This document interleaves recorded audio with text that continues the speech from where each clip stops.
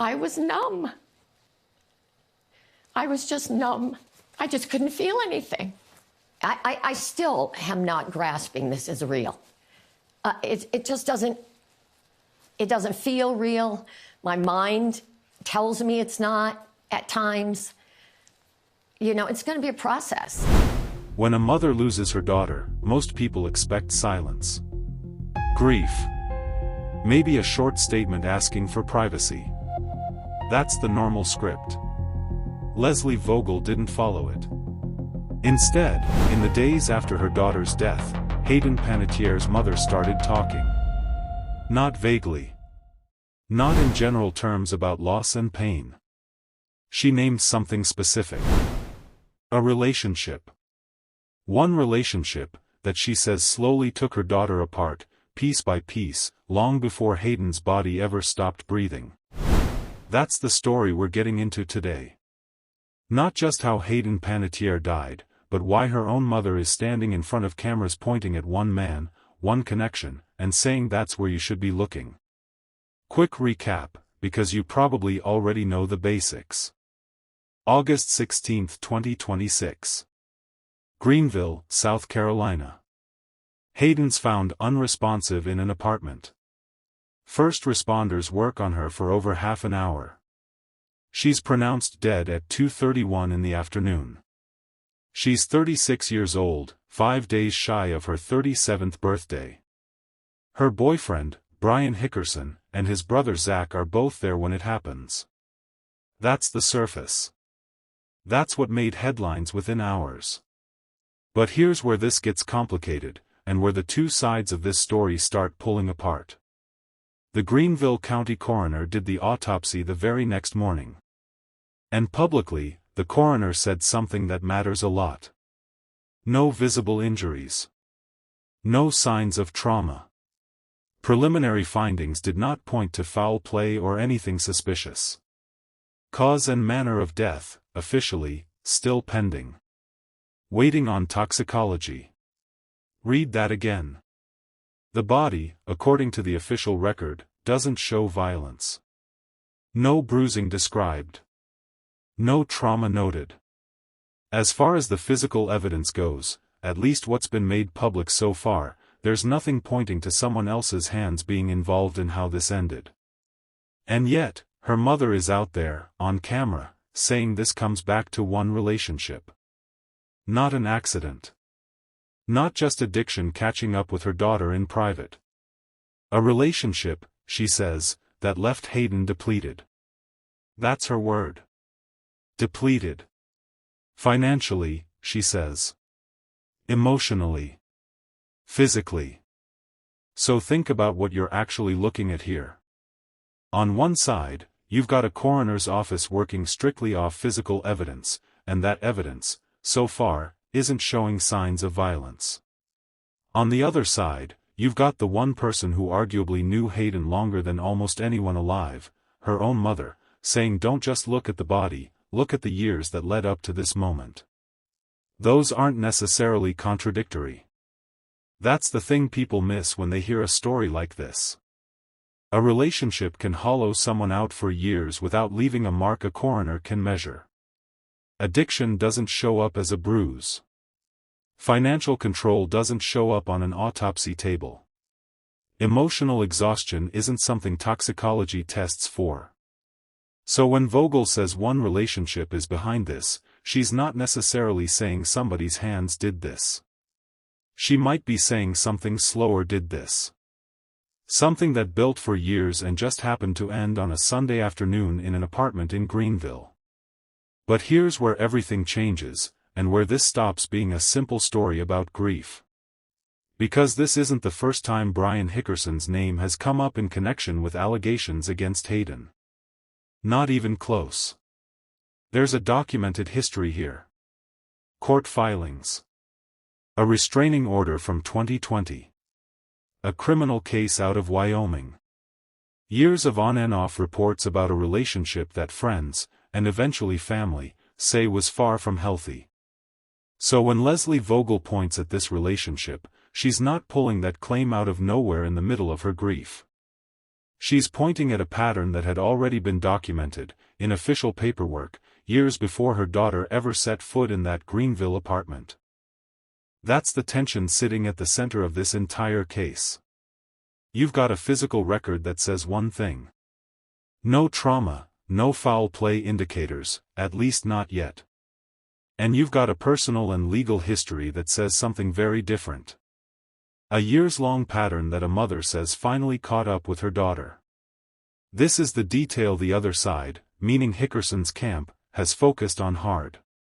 Through his attorney, Hickerson has said almost nothing beyond one guarded statement. Basically this: the investigation is ongoing, police have confirmed there were no signs of foul play, and out of respect for Hayden's loved ones, there will be no further comment. That's it. That's the entire public response from his side of this story. No denial of the relationship's history. No direct response to what Vogel is saying. Just a pointer back to the coroner's preliminary findings, and silence after that. Think about that contrast for a second. One side of this story is loud, specific, and emotional. A grieving mother naming a relationship publicly, again and again, in interview after interview. The other side is quiet, brief, and procedural. A short statement from a lawyer, leaning entirely on the phrase, "no signs of foul play," and then nothing else. Neither of those things, on their own, tells you what actually happened inside that apartment. A grieving mother's certainty isn't proof. And a careful legal statement isn't innocence. But together, they set up exactly what this case really is. It's not a whodunit in the traditional sense. Nobody's currently facing charges. There's no trial happening. What this actually is a question about whether the official record, the toxicology, the autopsy, the paperwork, can ever fully capture what happens to a person inside a relationship that plays out mostly behind closed doors. So here's where we're going to take this. Before we get any further into what happened in Greenville, we need to understand exactly what's on that paper trail Vogel is pointing to. The restraining order. The Wyoming case. The pattern that people who knew this relationship say had been building for years. Because you can't judge whether her accusation holds weight until you see exactly what came before it. That's next. Here's the thing about Lesley Vogel's accusation. If this was the first time Brian Hickerson's name had come up in connection with allegations against Hayden, you could maybe write it off.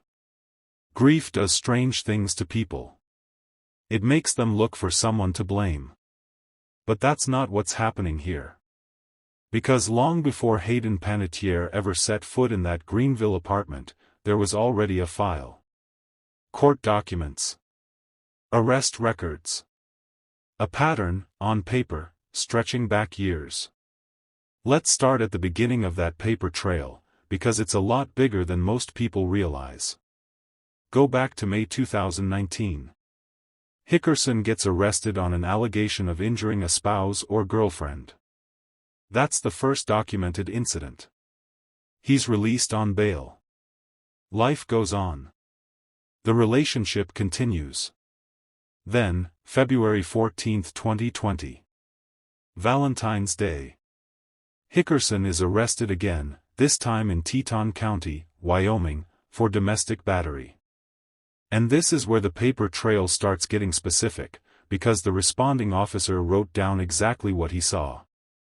Hayden's face was described as red and swollen. There was a fresh scrape and swelling on her left hand. According to the report, she told police Hickerson had thrown her around and struck her with a closed fist on the right side of her face. 3 days after that arrest, Hayden filed for a temporary restraining order in Wyoming. And when the contents of that filing became public years later, what was in it was hard to read. In her own words, she described what happened when alcohol was involved. She said he pulled her hair, swung her around, hit her, spit in her face. She said he dumped water on her while she was in bed. She said he threw objects at her face. Think about that for a second. This isn't secondhand gossip or tabloid speculation. This is Hayden's own sworn account, on the record, years before her death. And it didn't stop there. A few months later, in July 2020, a criminal indictment came down that covered a string of alleged incidents stretching from May 2019 all the way through January 2020. 8 counts total. 4 charges of corporal injury on a spouse or cohabitant.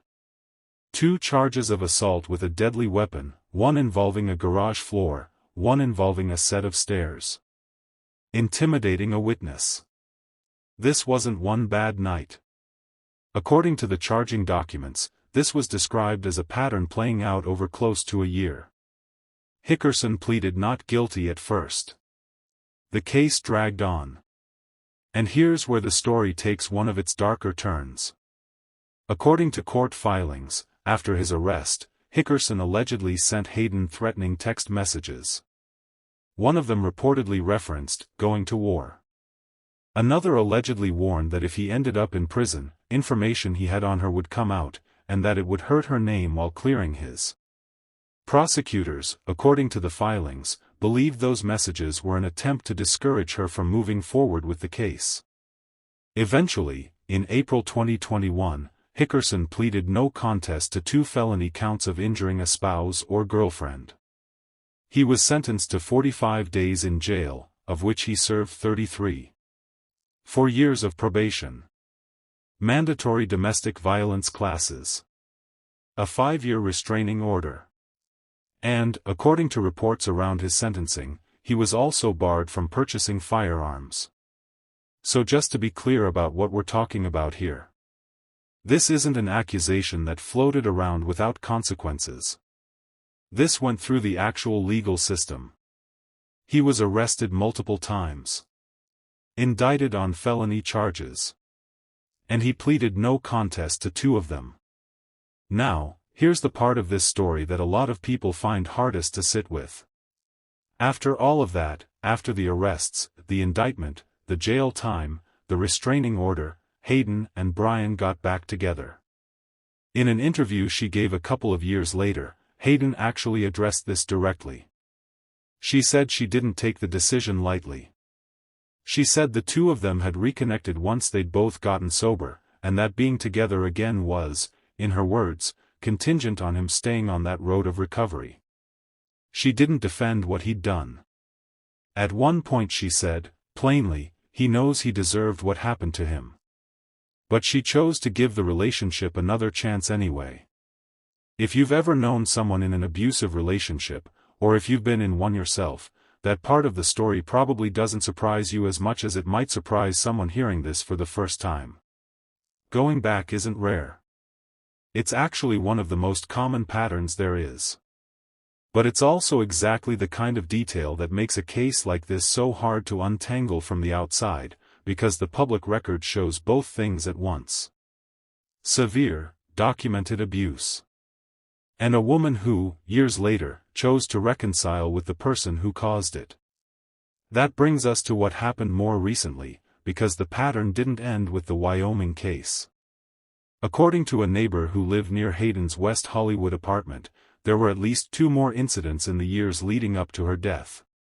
The neighbor, a woman named Mia Terrazas, says she personally witnessed Hayden being taken out of that apartment on a gurney by firefighters, not once, but twice. Once in July 2023. Again in January 2024. She's since come forward publicly, saying she wanted people to know what she saw during those years, while Hayden was still deep in this on-and-off relationship with Hickerson. Now, a neighbor's account isn't a court document. It's not the same tier of evidence as an indictment or a plea deal. But it fits into the same shape as everything else we've just walked through. A pattern that didn't stay in the past. A relationship that kept resurfacing, kept escalating, kept ending up in front of first responders, right up until the final time it did, in Greenville, in August 2026. And just this past week, only 3 days before Hayden died, there was one more development in this legal history that's worth mentioning. Hickerson had gone back to court asking for his original felony convictions to be reduced. A judge denied those motions. That hearing happened on August 13th, Hayden was dead by August 16th. So when you line all of this up, the restraining order, the felony charges, the plea deal, the domestic violence classes, the gurney incidents, the denied motion just days before her death, you start to understand why Lesley Vogel isn't speaking in vague terms about a difficult relationship. She's speaking about a documented, years-long pattern that the legal system itself had already responded to, more than once. That doesn't answer what happened inside that apartment on August 16th. It doesn't tell us what's going to come back from toxicology. It doesn't prove anything about the final hours of Hayden's life. But it does tell you something important. Whatever conclusions the physical evidence eventually points to, this wasn't a mother inventing a villain out of grief. This was a mother watching a public, legal, well-documented history repeat itself one final time, in the worst way possible. So now the question becomes, what did that final chapter actually look like? What happened when Hayden and Brian went to Greenville, and how does everything we just walked through connect to the very last hours of her life? That's where we're headed next. By the time 2026 rolled around, Hayden and Brian's relationship had already lived several lives. Together. Apart. Back together. Sober, then not.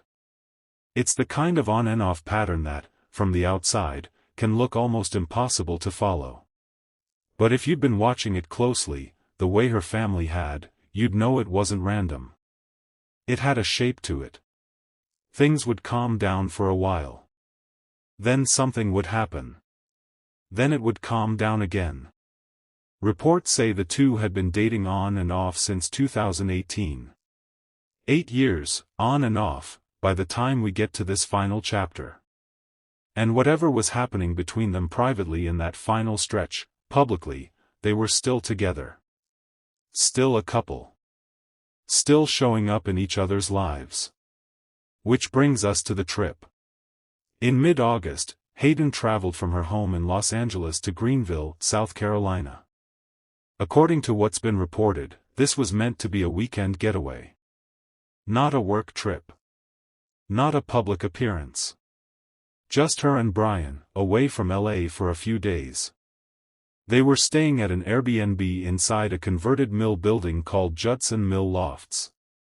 Brian's brother, Zach, was also in town, and reportedly with them at points over that weekend.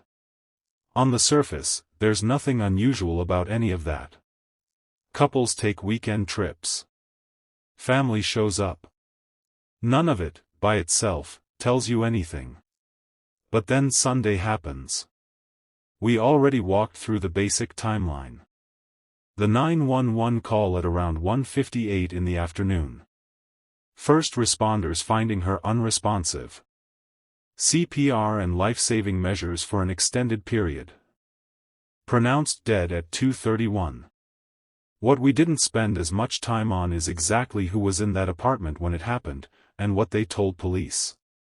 According to the police incident report, later obtained by multiple outlets, the responding officer first spoke with Zach Hickerson. The officer wrote that Zach was very emotional while EMS was working on Hayden. That's a direct quote from the report. Very emotional. He was visibly shaken, watching paramedics try to save her. Brian, according to that same report, was different. Reporting from NBC News, citing the incident report, says he didn't become visibly emotional until after EMS declared her dead. Not during the resuscitation attempt. After it was already over. Now, that's a detail people are going to read very differently depending on which side of this story they're leaning toward. Grief doesn't look the same on everyone. Some people go numb in the moment and fall apart later. Shock affects people in ways that don't always match what we expect to see. So on its own, that detail doesn't prove anything about what Brian did or didn't do. But it's the kind of small, specific thing that stands out once you already know the history sitting behind it. There's another detail from that report that's worth sitting with. Brian reportedly showed the officer a bag of medication that Hayden had allegedly been taking. Think about that moment. In the middle of the chaos, with paramedics still working, or maybe just after, Brian is handing over pill bottles, explaining what she'd been on. Dispatch audio obtained separately by reporters indicates that EMS treated the call, from the start, as a possible overdose combined with cardiac arrest.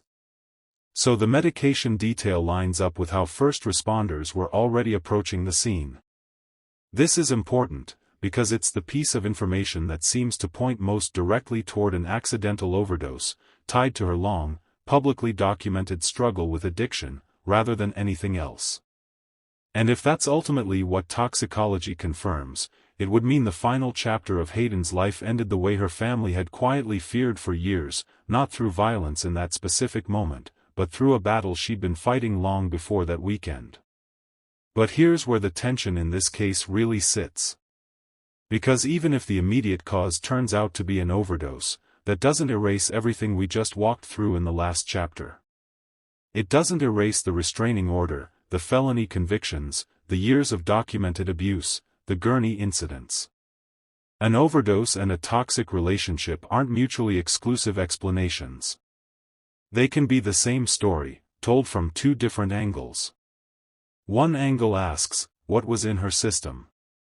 The other asks, what and who put her in a position where that was even possible? That's the gap her mother is standing in when she points at this relationship. 3 days after Hayden died, that gap got even harder to ignore, because of what happened next. Police showed up at Brian Hickerson's family home in Greenville, on a Wednesday morning. 2 patrol cars. An officer knocking on the front door repeatedly, getting no response. Trying a side door. Leaving after about 3 minutes.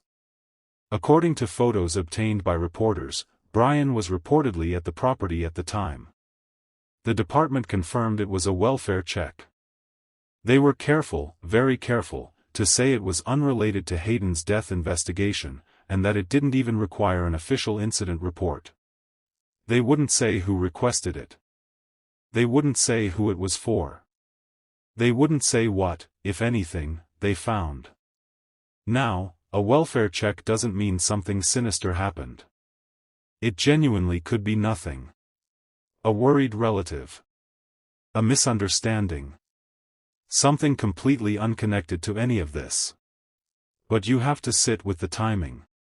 3 days after his girlfriend died in front of him, with his history sitting in the background, police are standing at his family's front door. This is exactly the kind of detail that, in isolation, means almost nothing. But stacked on top of everything else, the restraining order, the felony convictions, the gurney incidents, the medication he handed over, the delayed emotional reaction, it becomes one more small piece that keeps pulling this story in the same direction, even without any hard proof attached to it. And that's really where this case sits right now. You've got proximity. Brian and his brother were there, both times investigators or police showed up related to Hayden in this final chapter. You've got history, a well-documented one, stretching back years. But you don't, at least not publicly, have physical evidence of violence in this specific incident. No visible trauma. No signs, according to the coroner, of foul play. So the question this final chapter leaves us with isn't really what happened in that apartment. Not yet. It's a harder question than that.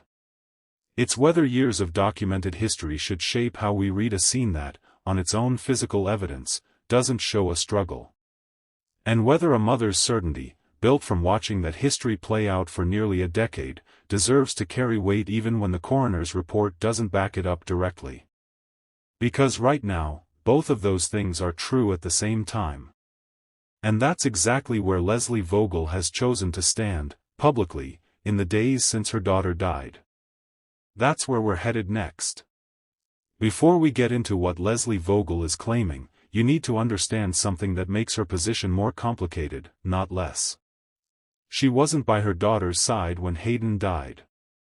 She hadn't spoken to her in months. And she's the first to admit that. About a year before Hayden's death, Vogel went to stay with her for a while, hoping to help her. According to Vogel, at that point Hayden actually wanted out of the relationship with Brian. Vogel later told a reporter that Hayden knew Brian was toxic, and that she knew she had to get him out of her life. But after about 6 weeks, Vogel says she noticed her daughter starting to pull away, so she went back home to Florida. Then came the phone call that changed everything. Hayden called her mother and told her she was going to be with the person she loved. Meaning Brian. And according to Vogel, that's when she lost it. She said she couldn't believe Hayden had gone back that far, after everything he'd done to her. On the advice of her therapist, Vogel gave her daughter an ultimatum. If Brian was going to be part of Hayden's life, then Vogel couldn't be either. That ultimatum is what started the estrangement. Vogel has said she expected it to be temporary. A pocket of time, in her words. She didn't think, in her own words, that this was ever going to happen to Hayden. She said she just didn't see it coming. So here's the uncomfortable truth sitting underneath this whole story. The person most publicly blaming Brian Hickerson for what happened wasn't actually there for the last year of her daughter's life. She wasn't in the room. She wasn't fielding the late-night calls, if there were any. Her information is second-hand, filtered through the estrangement itself.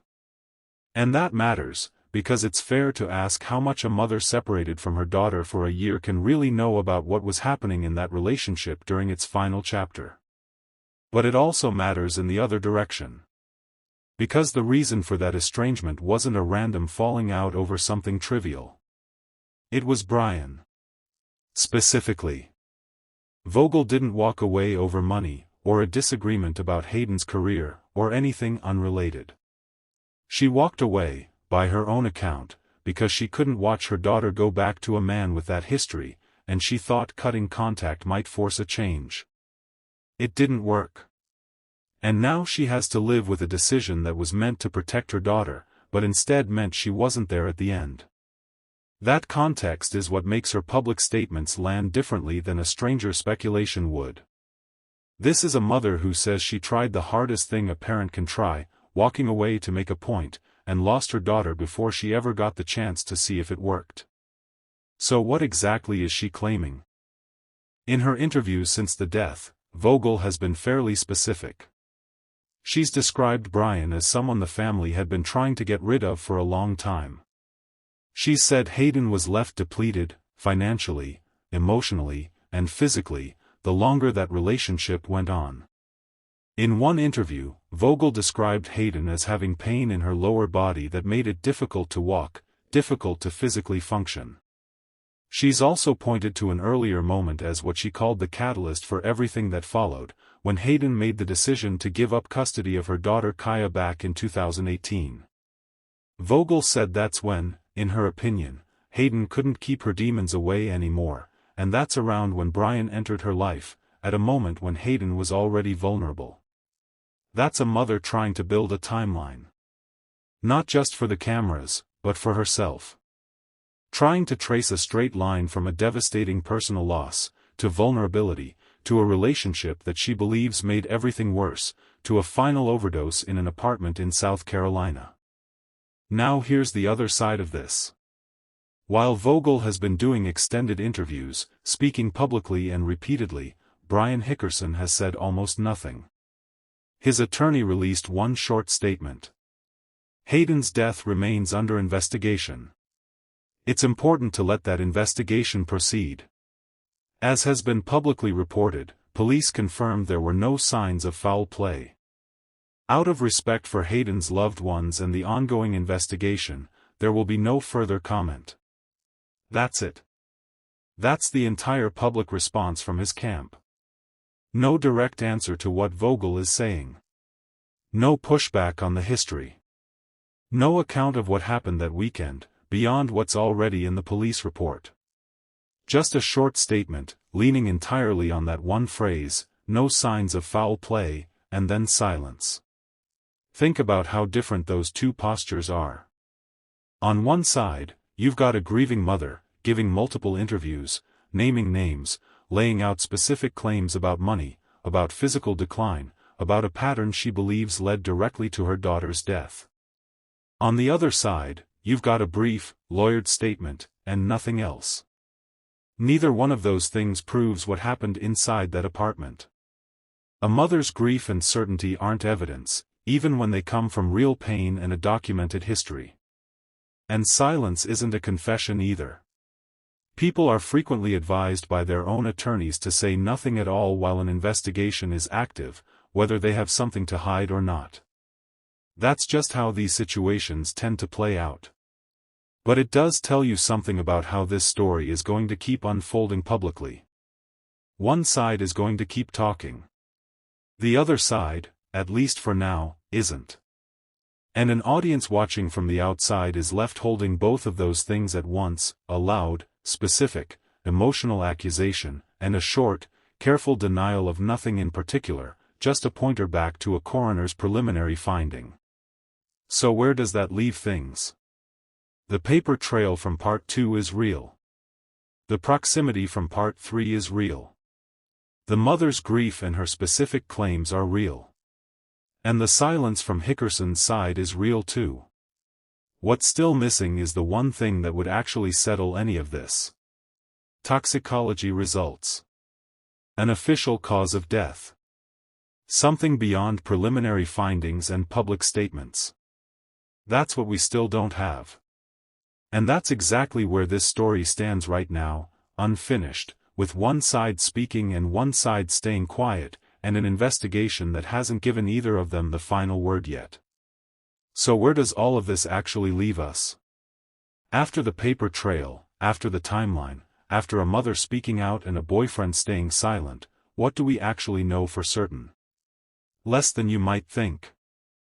Right now, the official cause and manner of Hayden Panettiere's death is still pending. The autopsy was completed the morning after she died. The coroner said publicly there were no visible injuries, no signs of trauma, and preliminary findings didn't point to foul play. But that word, preliminary, is doing a lot of work in that sentence. The full picture depends on toxicology, and toxicology takes time. Weeks, sometimes longer. Until that comes back, nobody, not the coroner, not the family, not us, actually knows what was in her system, at what levels, or how directly it caused her death. That matters because right now, this case exists in a strange kind of limbo. We have a scene. We have a history. We have statements from a mother and a brief statement from an attorney. What we don't have is the one document that could actually settle the physical question at the center of all this.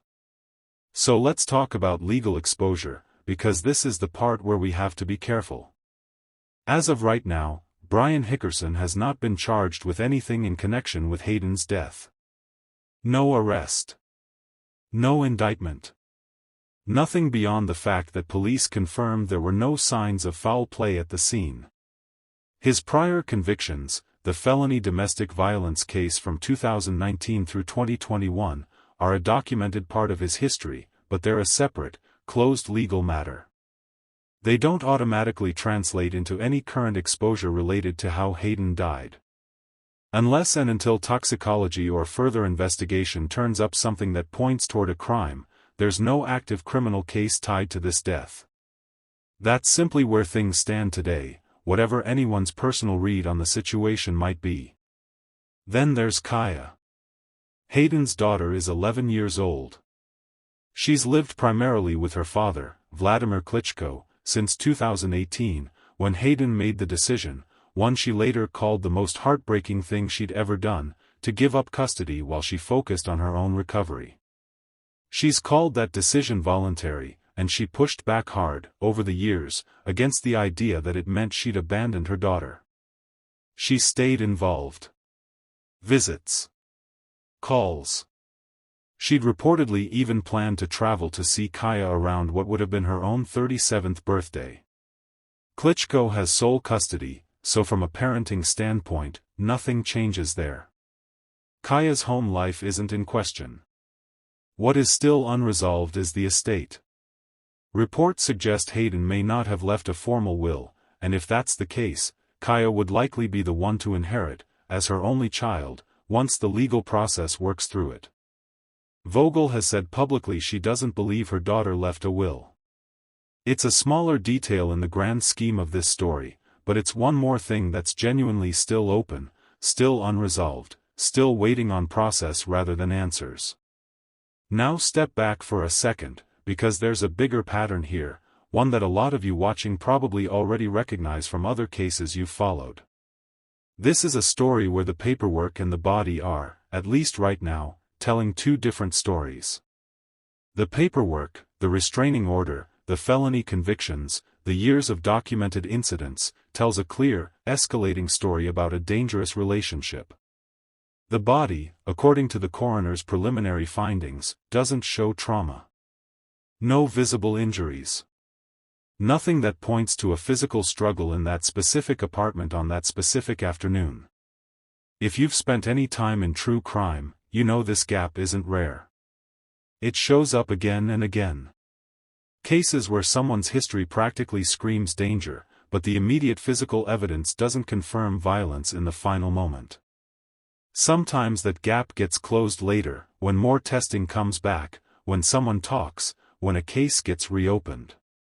Sometimes it never gets closed at all, and the case just settles into being what it looks like on paper. A slow ending, shaped by years of pressure, but without a single moment you can point to and say, that's the crime. That's not a satisfying answer, and it's not supposed to be. It's the honest state of where this case actually sits. So here's what we're left holding. A woman with a documented, years-long history of abuse in one relationship. A mother convinced that relationship is what ultimately killed her daughter. A coroner's office that, so far, hasn't found evidence of violence in her final hours. An ex-boyfriend who's said almost nothing beyond a single careful statement. And a toxicology report that hasn't come back yet, that might answer the biggest question here, or might just raise new ones. Was this an accidental overdose, the tragic outcome of a battle with addiction that Hayden had been fighting, publicly and privately, for over a decade? Or was there something more going on in that relationship, something that never showed up in a police report or an autopsy, but that a mother watched play out for years and recognized the second she heard the news? Maybe it's both. Maybe those two explanations were never actually separate stories to begin with. We don't get to decide that for you. Nobody does yet, not even the people whose job it is to determine cause of death. So we'll leave you with the same question Lesley Vogel is sitting with right now, the same one investigators are still working to answer. When the paperwork says one thing and the body says another, which one do you believe? Let us know what you think in the comments.